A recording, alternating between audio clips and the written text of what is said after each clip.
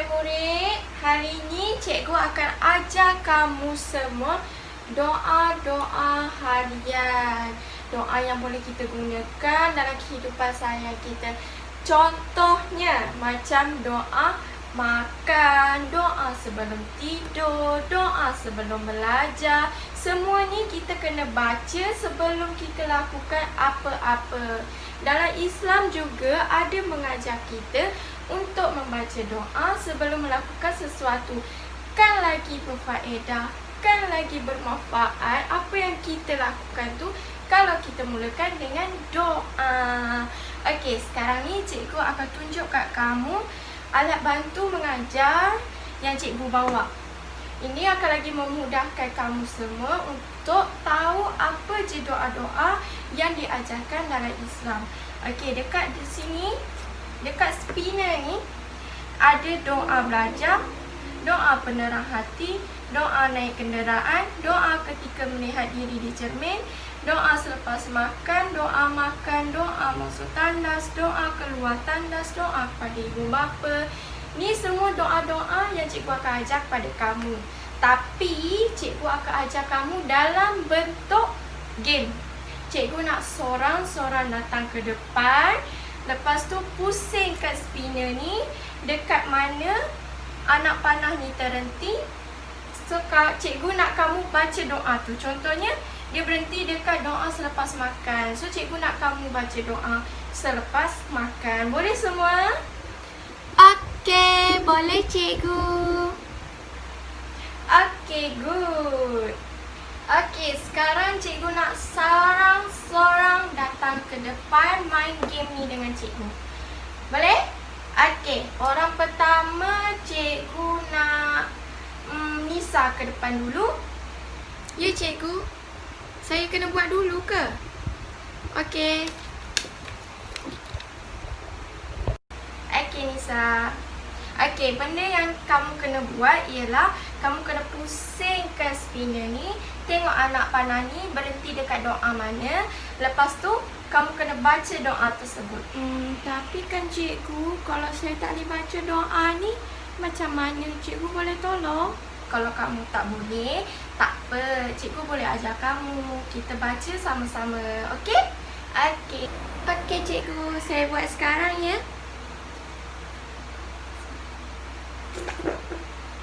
Cikgu, saya dapat doa ketika melihat diri di cermin.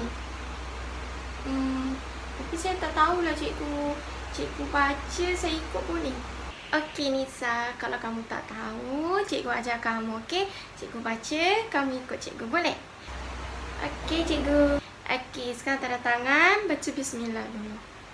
Bismillahirrahmanirrahim. Bismillahirrahmanirrahim. Allahumma kama hasanta. Allahumma kama hasanta khalqi fahansin. Khalqi fahansin khulqi khuluqi. Amin ya rabbal alamin. Amin. Okey, terima kasih Nisa. Okey, terima kasih cikgu. Okey, Nisa dah baca. Seterusnya cikgu nak Alia pula ke depan. Boleh? Okey cikgu, Alia ke depan. Okey Alia. Alia pusing ya cikgu. Okey. Cikgu, Alia dapat doa kepada ibu bapa. Yang ni rasanya Alia tahu. Alia cuba ya cikgu. Tak apa Alia, kamu cuba baca. Kalau ada apa-apa kesalahan, cikgu akan betulkan, okey? Okey, good. Kita ada tangan, mula dengan bismillah. Bismillahirrahmanirrahim. Allahumma firli zunubi waliwal hidayah walhamhuma kama rabbayani saghira. Amin. Betul tak cikgu Alia baca? Masya Allah, bacaan Alia tu betul. Tak ada apa pun yang salah. Good job. Tepuk tangan untuk Alia. Okey, terima kasih cikgu. Murid-murid semua, doa yang Alia bacakan tadi, kita kena rajin amalkan tau. Sebab apa? Doa dari anak yang soleh dan soleha mudah dikabulkan oleh Allah Subhanahu Wa Taala. Siapa lagi nak doakan untuk ibu dengan ayah kita kalau bukan kita? Betul tak? Betul, cikgu. Okey, pandai semua. Okey, sekarang ni cikgu nak Hana pula ke depan. Boleh? Okey, cikgu. Hana buat sekarang. Hana pusing ya, cikgu. Okey. Cikgu, Hana dapat doa penerang hati. Yang ni Hana tahu. Cikgu selalu suruh baca sebelum belajar. Betul tak? Betul, Hana. Doa ni cikgu selalu suruh kamu semua baca sebelum kita mulakan pembelajaran. Hana cuba baca, cikgu. Hana, kamu boleh cuba baca. Cikgu dengar, okey? Bismillahirrahmanirrahim. Rabbi syrahli sadri wa yassirli amri wahlul uqdatan mir lisani yafqahu qauli. Amin. Betul tak, cikgu? Masya Allah, Hana baca dengan tepat. Good job, Hana. Okey, Hana boleh duduk, okey? Okey, terima kasih, cikgu. Okey, semua dah dengar dari 3 rakan kita baca doa yang ada dekat bulatan ni. Okey. Setiap doa yang kita baca tadi, kita kena amalkan dalam kehidupan seharian kita. Semoga Allah mempermudahkan urusan kita. Baca doa ni juga perlu kita lakukan untuk kita mendapatkan keberkatan daripada Allah Subhanahu Wa Taala. Okey, good job semua. Okey, kelas kita berakhir sampai sini je. Semoga apa yang rakan-rakan kamu baca tadi, kamu semua dapat tangkap dan dapat amalkan untuk kehidupan seharian kamu. Okey, terima kasih semua. Hai, selamat pagi murid-murid. Okey murid-murid. Kamu dah belajar doa-doa dengan Teacher Yani. So, mesti best kan dengan Teacher Yani? Kita belajar bersama-sama Teacher Yani dan Teacher akan sentuh tentang adab pula nanti. Okay, children? Okay, sebelum Teacher mengajar, Teacher ingin memperkenalkan diri Teacher. Nama Teacher Lee Meise seperti dalam NTP ini. Okay, Teacher ingin mengajar tentang akhlak. Apa itu akhlak? Okay, akhlak tu merupakan definisi sebagai tingkah laku, budi pekerti, moral dan macam mana kita menjalani akhlak kita dalam kehidupan seharian kita. Okay, Teacher ingin sentuh tentang mengaplikasikan adab dalam kehidupan. Okay, poin pertama Teacher adalah Teacher ada 5 poin, iaitu ibu bapa, ahli keluarga, guru, rakan dan apa? Yang terakhir adalah tempat ibadah. Okey, sebelum Teacher memulakan, Teacher ingin menunjukkan satu apa yang Teacher buatlah. Okey, yang supaya mudah dipaham. First adalah ibu bapa. Ini, ibu bapa. Teacher telah buat satu benda, satu BBM untuk kita mudah difahami lah. Okey, first adalah bercakap dengan tone suara yang rendah. Okey, maksud di sini adalah macam mana? Jika kita dengan ibu bapa, kita tidak boleh cakap kasar dengan ibu bapa. Betul tak murid-murid? Jika kita buat sesuatu perkara ataupun kita yang buat salah, kita yang marah ibu bapa, kebanyakan sekarang Teacher perhati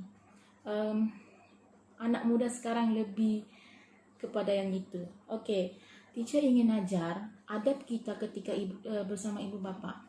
Poin pertama adalah bercakap dengan ton suara yang baik dan tidak tinggikan suara. Maksud di sini adalah bila kita ingin meminta sesuatu lah, paling mudah untuk difahami, cuba bercakap dengan baik, bincang dengan baik-baik ataupun cakap dengan nada yang rendah supaya ibu bapa pun faham kita. Yes, memang Memang kadang-kadang ibu bapa tidak memahami, tapi kita cuba selagi boleh.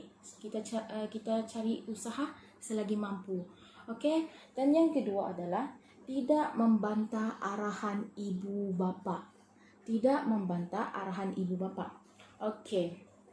Ini adalah perkara normal kalau anak-anak membantah arahan ibu bapa, sebab kebanyakan di sosial media ke apakah memang banyak sangat murid-murid ni lebih membantah kepada arahan ibu bapa lah. Tapi bagi teacher mengajar adalah tentang adab kita kepada ibu bapa. So teacher nak kamu tahu, bila kita membantah arahan ibu bapa itu adalah perkara yang salah, sebab jika kita membantah arahan mereka, begitu juga lah kita membantah arahan orang-orang lain, sebab ibu bapa adalah role model kita.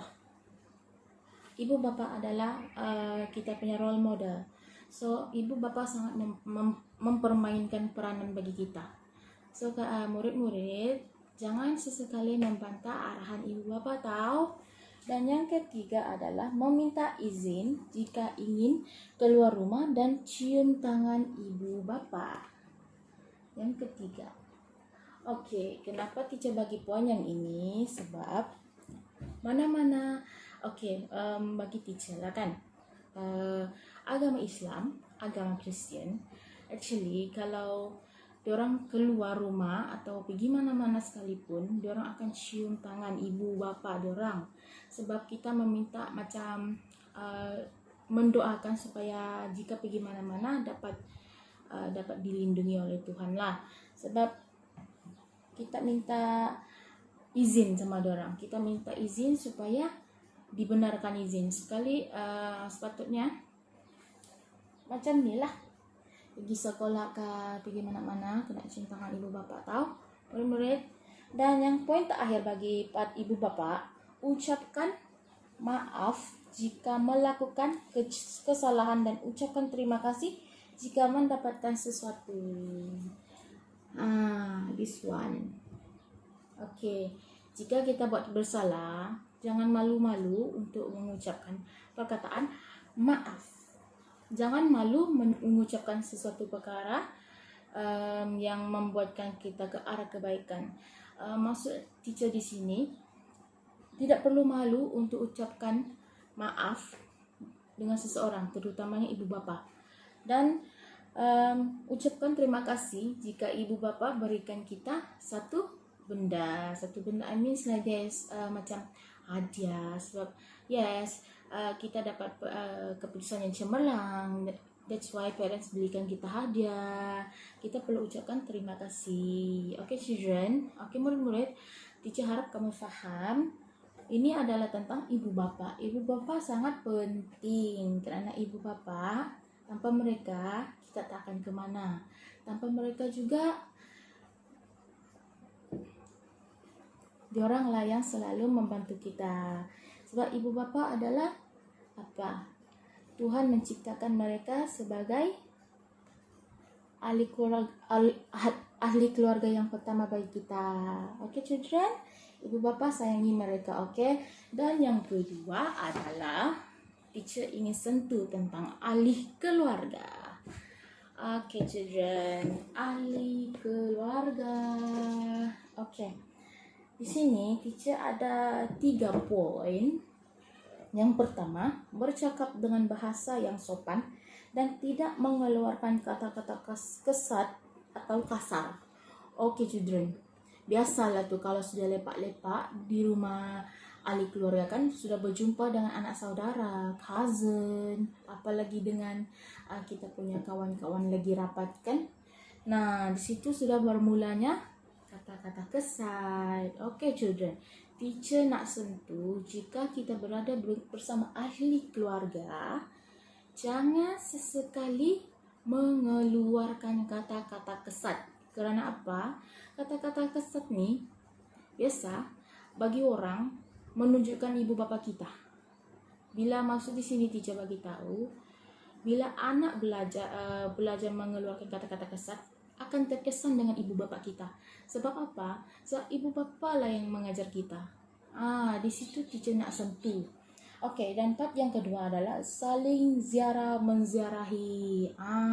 Saling ziarah menziarahi ketika hari raya, apalagi kenduri kawin. Nah, di situ kita saling ziarah menziarahi.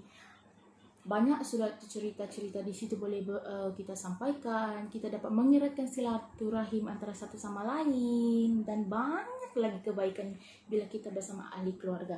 Dan yang ketiga adalah saling bantu membantu jika ada acara keluarga.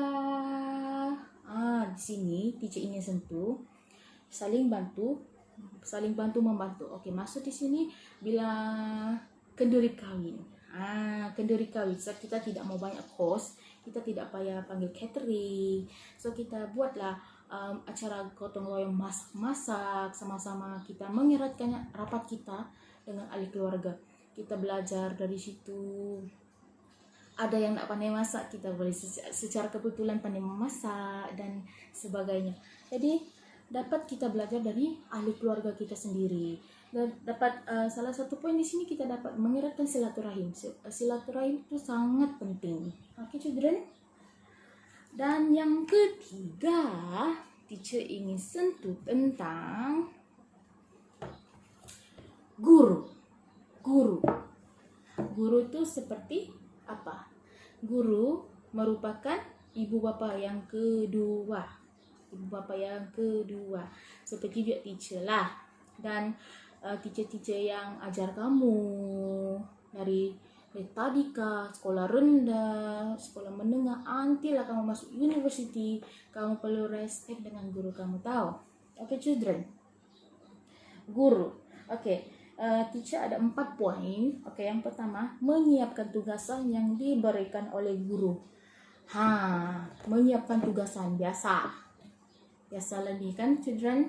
Sebanyak kadang kanak-kanak ni malas membuat tugasan. Apalagi sekarang zaman yang moden, teknologi pupak-pupak, gadget terutamanya. Sampai diorang lupa membuat tugasan. Bila cikgu bagi kita tugasan, kita kena appreciate. Sebab apa? Teacher, seseorang guru, diorang mahu anak-anak muridnya berjaya, bukannya ke belakang, bukannya terpesong. That's why jika guru memberi kita tugasan, kita perlu buat dengan baik. Walaupun salah, teacher tidak akan marah. Kita akan cuba sedaya yang mungkin. Okay? Dan yang kedua, bantu guru jika guru memerlukan pertolongan. Okay. Biasanya macam contoh, teacher tu mau masuk kelas sudah. Dia banyak buku lagi mau ambil, macam buku latihan kita, banyak lagi buku teks, beg lagi, botol air. So, secara kebetulan kamu berada di situ. Jadi, dalam kesempatan tu, kamu boleh juga tolong teacher tu ambil buku-buku latihan teacher. So, teacher tu akan cakap, dia sangat baik, bagus orangnya. So, kita dapat pujian dari situ. Walaupun teacher tu hanya senyum kepada kita, tapi senyuman teacher tu bermakna. So, yang ketiga adalah tidak berbuat bising di dalam kelas. Ini biasa. Ini sangat biasa bila teacher tiada dalam kelas. Apalagi teacher yang tiada dalam kelas, bisinglah tu sudah tu. Popek. Banyak sangat tu ceritanya. Dan jika teacher berada dalam kelas, jangan berbuat bising. Jangan sesekali berbuat bising. Okay? So, jika kita bising, kita mengganggu fikiran teacher, mengganggu teacher mengajar. Okay, children? Dan yang keempat adalah bercakap dengan sopan dan meminta izin jika ingin keluar kelas. Ini macam dalam gambar ni. Jika kita ingin keluar kelas ataupun bercakap ke, angkat tangan, raise your hand and you speak to your teacher. Talk to your teacher what you want. Cakap macam contoh, macam teacher dululah. Teacher masih ingat, teacher berada di sekolah rendah, teacher sekolah Cina dulu. Dan kalau teacher mau pergi tandas, teacher akan raise my hand and saya cakaplah saya mau pergi tandas. Itu adat kita. Adat kita berada di dalam kelas bersama guru. Kita tidak bolehlah macam main keluar saja. Itu tidak betul. Tidak betul tau children. Jangan belajar dari begitu. Biasanya dalam TV memang banyak macam gitu. Keluar saja. Tapi actually itu perbuatan yang salah. Teacher mau ajar kamu perkara yang betul. So, kalau kita mau keluar kelas mau pergi tandas ataupun macam contoh ada family datang secara tiba-tiba kan mau jumpa kamu, raise your hand, jangan malu. Jangan malu untuk angkat tangan. Okay, children? Dan yang keempat ialah rakan sebaya. Okay, children, rakan sebaya. Setiap orang ada rakan sebaya kan? Di sini teacher mau sentuh. Rakan sebaya, apa poin pertama dia? Berkongsi permainan. Di sini bila kau tanya tadi kak masih di prasekolah kak, permainan tuh sering berebut. Bila kita satu kelas, jangan berebut-rebut, sama-sama bermain, berkongsi bersama-sama. Itu perkara yang baik. Kita berkongsi contoh. Awak main lah nih mainan, kita sama-sama main tau. Kita kongsi kita punya permainan, jangan kedekut sebab kita tidak dibelajar dengan kedekut. Okay, children, yang kedua, tidak boleh bercakap dengan bahasa yang kasar. Ini biasalah ini kan kalau sudah dengan kawan, hoi saya itu kan. Jadi jangan keluarkan bahasa yang kasar macam gitulah tadi, hoi oi. Apalagi yang tuh di sana kau tidak bagus tahu. Dan ketiga, saling bertolak ansur. Ini adalah sangat penting, saling bertolak ansur. Biasalah kalau sudah dengan kawan kan biasa memang tiada tolak ansur aja lah tuh kadang-kadang, tapi kita perlu belajar bertolak ansur. Kadang-kadang kita perlu mengalah dengan mereka. Itu adalah bagi teacher lah kan, dia sangat rendah diri orangnya kalau begitu. Dia sebab dia sanggup mengalah walaupun dia ingin bermain dengan benda itu, dia sanggup mengalah lah sebab dia ingin bertolak ansur sangat dengan rakan sebayanya. Dan yang poin keempat adalah saling bantu membantu, terutamanya dalam pelajaran. Okay, ini teacher ingin sentuh lah. Ini teacher sangat ingin sentuh sebab setiap orang tidak sama. Dia punya kemahiran, pemikiran tidak sama. Sebab apa? Tak semua orang adalah dilahirkan secara terus pandai. Ada orang terus bijak, ada orang yang sederhana, dan ada orang lagi teruk. So, kalau kita jumpa kawan yang memerlukan pertolongan dan terutamanya yang sering dapat gagal tuh, bantulah mereka sedaya yang mungkin kita. Bantu mereka. Kita tidak rasa rugi pun bantu mereka. Kalau kita bantu mereka, kita lagi dapat berkat dari dorang. Walaupun kita tidak meminta untuk dorang tolong, tapi dengan hati yang ikhlas kita menolong mereka. Kita tolong diorang yang tidak seberapa pandai dan tidak berapa sangat-sangat dalam kelas. So kita belajar dengan hati kita tolong mereka, ajar mereka dengan hati yang terbuka, dengan ikhlas kita ajar, maka keikhlasan kita turun kepada mereka. Okay, children, belajar dari situ. Okay, children. Oke, murid-murid, dan yang terakhir teacher ingin sentuh yaitu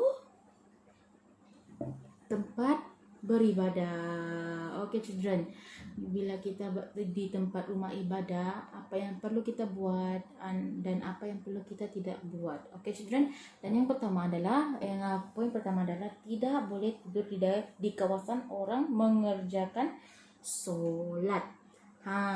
Biasanya kan murid kanak-kanak nih suka main-main di tempat-tempat orang yang tengah bersembahyang. Itu adalah perkara yang tidak elok tahu children. Jangan sesekali-kali buat tahu. tidak boleh. Dan yang kedua adalah berpakaian menutup aurat. Bagi yang muslim, bila kita pergi masjid ataupun pergi surau, perlulah tutup aurat. Jangan cakap di mana-mana, di surau ataupun di masjid. Bila kita pergi rumah keluarga sama ibu bapa ataupun jumpa dengan kawan, kita pergi shopping, perlu tutup aurat, tahu. Jaga aurat sebab aurat itu penting. Bila kita berada di masjid lah kan, macam ni teacher ada bagi satu gambar macam gini. Macam mana cara pemakaian kita berada di masjid dan macam gini. Okay children, sama-sama kita mematuhi peraturan yang telah ditetapkan. Itu agama Islam. Bagi agama Kristen juga, bila kita di gereja perlu juga bertutup aurat sebab kita berada di rumah Allah. Jangan mau menonjol kita punya body, kita mau menonjol kita punya sesuatu. Kita berada di rumah Tuhan. Tuhan tidak mengajar kita untuk buat perkara yang macam gitu. Memang itu dari kita, tapi sepatutnya kita berada di rumah ibadah, jangan berpakaian seksi. Okey, murid-murid teacher kena faham tahu tentang aurat. Dan yang ketiga, tidak boleh buang sampah merata tempat. Ini yang penting teacher mau sentuh. Okey, bagi agama Islam, sampah tu adalah kotor kan? Sampah tu kotor. Jadi bila kita buang sampah merata-rata tempat di masjid, di surau, di mana-mana saja tempat, nilai-nilai moral kita, nilai-nilai yang kita mempelajari telah hilang. Sebab kita telah membuatkan kawasan tu bersih jadi kotor. Jadi teacher tidak ajar anak-anak murid untuk membuang sampah merata-rata tempat. Itu adalah perkara yang tidak elok dan tidak bermolor. Okay children? Dan yang 4, tidak boleh membuat bising. Okay children? Bila kita tengah solat, kita tengah sembahyang, handphone terutamanya kita perlu silent. Ataupun kasih direct matilah, kasih off terus tu telefon. Macam dalam gambar ni, dia tengah ramai-ramai tengah bersolat, dan tiba-tiba telefonnya berbunyi. Maksudnya dia lupa untuk silent phone dia. So bila kita berada di rumah ibadah, kita perlu mematuhi segala peraturan yang telah ditetapkan, seperti tutup aurat, sebelum solat matikan phone supaya tidak mengganggu orang-orang lain, tidak buang sampah merata-rata tempat, jangan tidur di kawasan orang tengah mengerjakan solat. Itu adalah perkara yang perlu ditetapkan oleh kita. Okay children? Okay, sebelum teacher akhiri kita punya pembelajaran, teacher ingin bagi tahu akhlak. Kita berada di mana-mana sahaja, kita perlu menjaga adab kita. Sebab ibu bapa sangat memainkan peranan. Jika anaknya tidak ada adab, orang lain, masyarakat lain akan menunding jari dengan ibu bapa kita. Sebab ibu bapa sangat memainkan peranan yang sangat besar. Okay, murid-murid. So, teacher berharap anak-anak murid memahami apa maksud teacher, apa yang teacher sampaikan pada hari ini, dan teacher ingin kamu jaga adab masing-masing bila bersama ibu bapa, ahli keluarga, guru, rekan sebaya dan tempat rumah ibadah. Okay children, sebelum teacher akhiri, teacher ingin mengucapkan selamat tinggal. Bye children.